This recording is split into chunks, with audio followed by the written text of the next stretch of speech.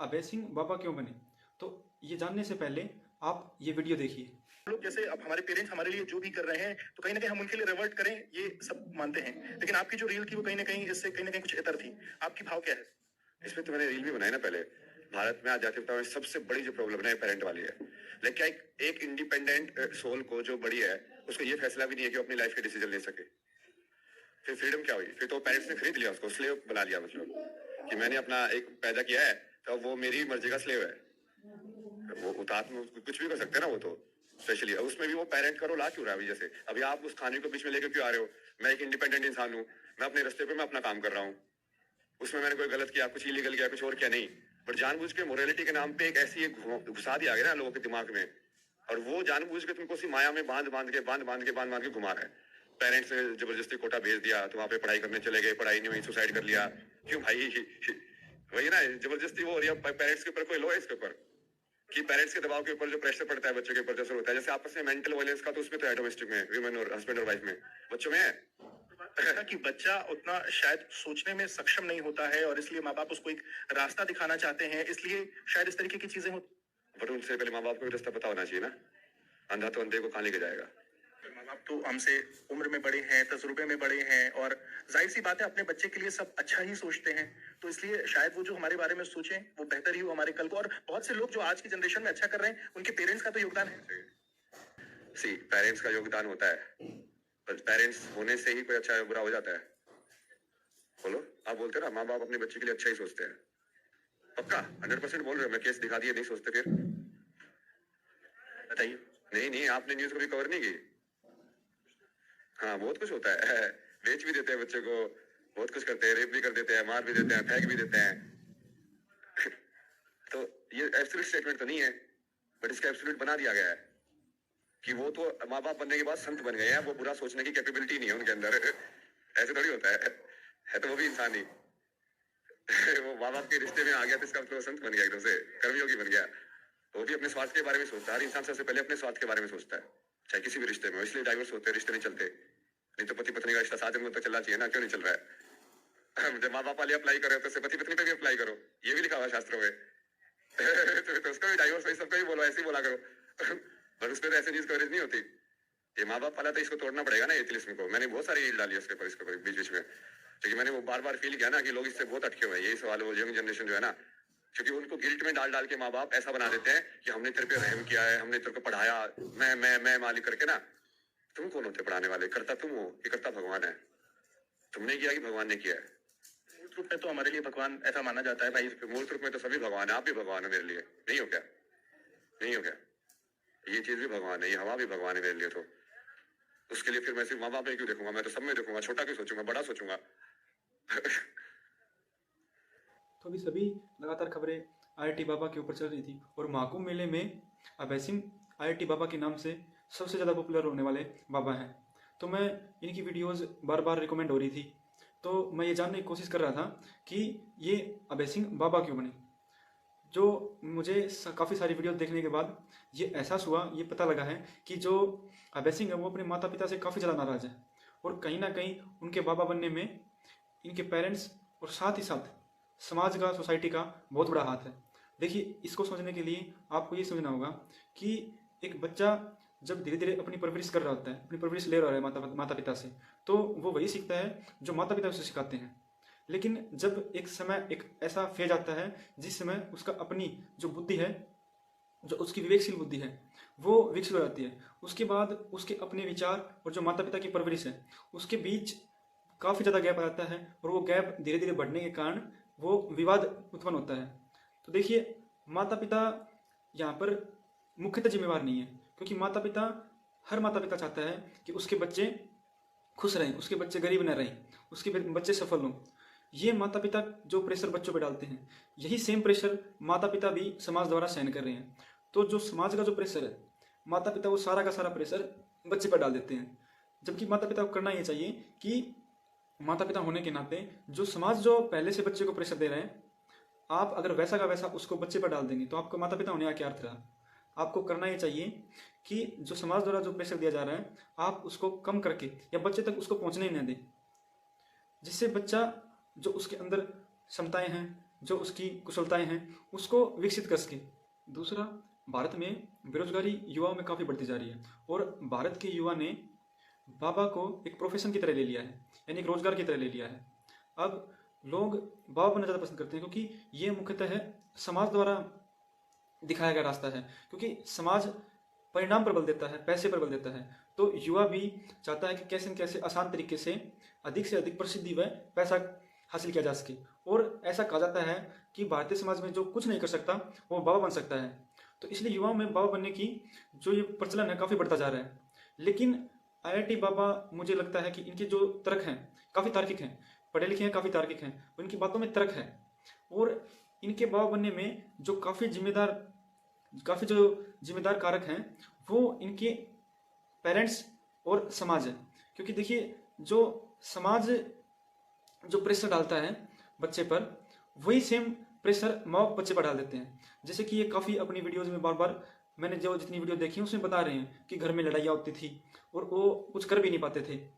उसके बाद उनके जो पेरेंट्स हैं, जो पिता थे, वो काफ़ी ज़्यादा प्रेशर डालते थे ऐसा काम करने के लिए जिनकी इनकी बिल्कुल इच्छा नहीं थी, जिनकी अभय की इच्छा बिल्कुल नहीं थी। तो ऐसे में बच्चा चाहता है कि वो इस मुश्किल को छोड़कर या इस बेचैन भरी जिंदगी को छोड़कर कहीं अकेला बाहर निकल जाए।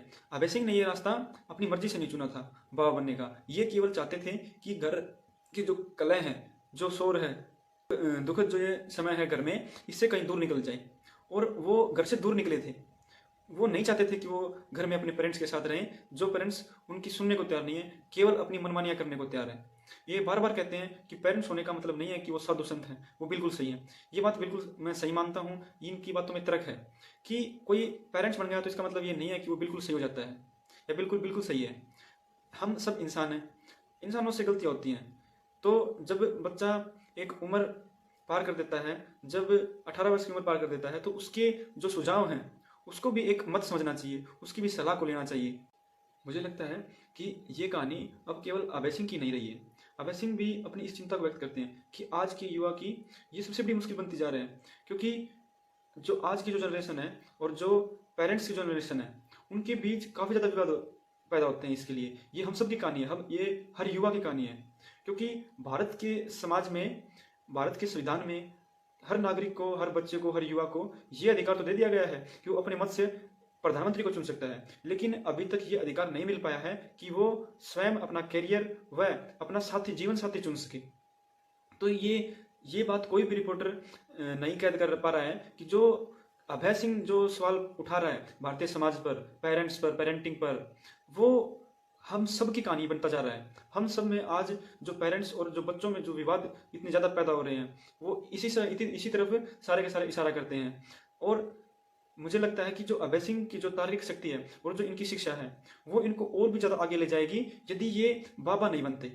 तो इन्होंने ये रास्ता, मुझे लगता है कि बाबा बनने का अच्छा नहीं उठाया है। इसकी बजाय ये अपनी जो तार्किक, इनकी सोचने की जो क्षमता है और जो इनकी शिक्षा है, उसका इस्तेमाल कर अगर ये समाज को इस तरफ बढ़ाते, इस तरफ जागरूक करते, तो ये कहीं ज़्यादा और ज़्यादा समाज के, भारत के समाज के काम आ सकते थे। वह एक देश में नई क्रांति ला सकते थे।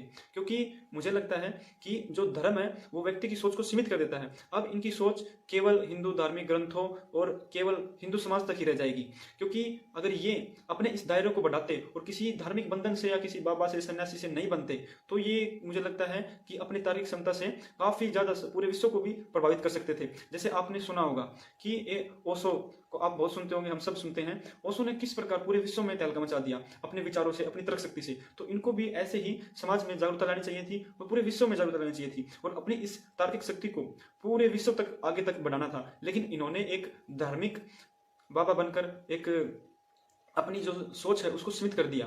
क्योंकि कार्ल मार्क्स ने भी कहा है कि धर्म अफीम के समान है, जो व्यक्ति की सोच को सीमित करता है। और अब आप इस आईपीएस किशन साय की इस क्लिप को देखिए, जो बताते हैं कि धर्म किस प्रकार व्यक्ति की सोच को सीमित कर देता है। से आदमी की सोच सीमित हो जाती है। जैसे कोई मुसलमान होगा तो उसकी सोच का दायरा कुरान हदीस बन गए। कोई हिंदू होगा तो हिंदू ग्रंथों से बाहर नहीं सोच पाता। कोई बौद्ध होगा तो त्रिपिटक से बाहर नहीं जाएगा। अब मैं आपसे एक छोटा सा सवाल करता हूँ, देखो कैसे सोच बनती है आदमी की। बताओ भाई, आदमी का शरीर कितने तत्वों से मिलकर बना है? कौन कौन से? अब देखिए, आप सब पढ़े लिखे हैं, 10वीं से तो ज्यादा पढ़े लिखे रहे, बीए में सारे हैं, और 10वीं तक अपन विज्ञान खूब पढ़ लेते हैं।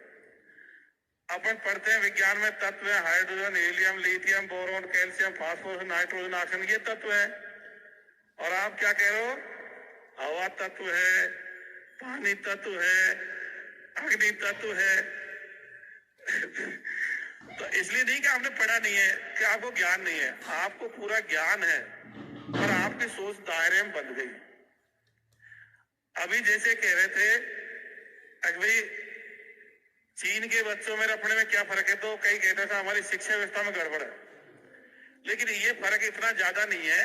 अपने बच्चे वही सिलेबस पढ़ते हैं जो चीन का बच्चा पढ़ रहा है, जो अमेरिका का बच्चा पढ़ रहा है। इसको कैसे समझ सकते हो? मान लीजिए किसी बच्चे के पास बायोलॉजी साइंस है और उसका नीट में यहाँ सिलेक्शन नहीं हुआ, तो वो भी बच्चा चीन में, रूस में, यूक्रेन में जाके एमबीबीएस कर रहा है, नहीं कर रहा है? अगर 12th में एक जैसी पढ़ाई नहीं पढ़ता तो क्या वहां जाके पढ़ सकता था वो? तो अपना सिलेबस तो एक ही है, पढ़ाई भी एक कर रहे हैं, लेकिन चीन में 90% लोग किसी ईश्वर अल्लाह गॉड या किसी धर्म को नहीं मानते, तो उनको तो वैज्ञानिक दृष्टिकोण सूट कर रहा है। और अपने 95-98% लोग धार्मिक है, इसलिए पानी को तत्व बता देंगे, हवा को तत्व बता देंगे, जबकि अपनी विज्ञान किताब में तत्व नहीं है। अभी कोरोना आया था तो सबने कहा भाई इसके ऑक्सीजन का सिलेंडर लगाओ, किसी ने ये बोला कि इसके हवा का सिलेंडर लगा दो। तो आपके ज्ञान का फर्क नहीं है, पर ये धर्म से सीमित होता आदमी। धार्मिक आदमी क्या होगा, एक तो उसका, दूसरा क्या होगा, वो अपने धार्मिक चर्चाओं में ही रहेगा, मतलब वो दूसरी दुनिया के बारे में तो चर्चा नहीं करेगा। जिस धर्म का होगा उसी धर्म ग्रंथों की चर्चा ज्यादा करेगा, उसी के धर्म प्रवर्तक जो धर्म चला उसकी पर चर्चा करेगा, उसी की खासियत गुणगान गाएगा, उसके अलावा वो बातों पर ध्यान नहीं देता। ऐसे मतलब सोच को सीमित कर देता है। और क्या नुकसान है? ये धर्म ग्रंथ ही लिंग भेदों के स्रोत है। लिंग भेद किसमें लिखे हुए हैं? सारे धर्म ग्रंथों में है। ढोल गंवार शूद्र पशु नारी क्या है? एक धर्म ग्रंथ में है। कुरान, उसमें क्या लिख रखा है? कुरान हदीस में औरतों में आधा दिमाग होता है। अब आप देखो, टीना डाबी टॉपर आ गई, यूपीएससी सबसे कठिन परीक्षा भारत की है। इशिता किशोर टॉपर आ गई, बहुत सारे कई बार महिलाएं टॉपर आ गई, और वो कहेंगे इनमें आधी बुद्धि होती है। धर्म ग्रंथ ही सारे लिंग भेदों के स्रोत है। अपनी जो वर्तमान की शिक्षा व्यवस्था है इसमें तो कोई लिंग भेद आता ही नहीं है, तो ये लिंग भेदों का स्रोत है। एक और मैं कहूंगा, ये धर्म गुरु है, इनकी कोई जरूरत नहीं है। ये धर्म गुरु क्या करते हैं? ये 3-4 बातें कहते हैं। एक तो कहते हैं भाई सबसे ऊपर तो धर्म गुरु जी हैं, दूसरे नंबर पे ईश्वर है, और तीसरे नंबर पे माँ बाप है। अपन कहते हैं धर्म गुरु की जरूरत नहीं है, ईश्वर अल्लाह गॉड होते नहीं है, माँ बाप फर्स्ट है।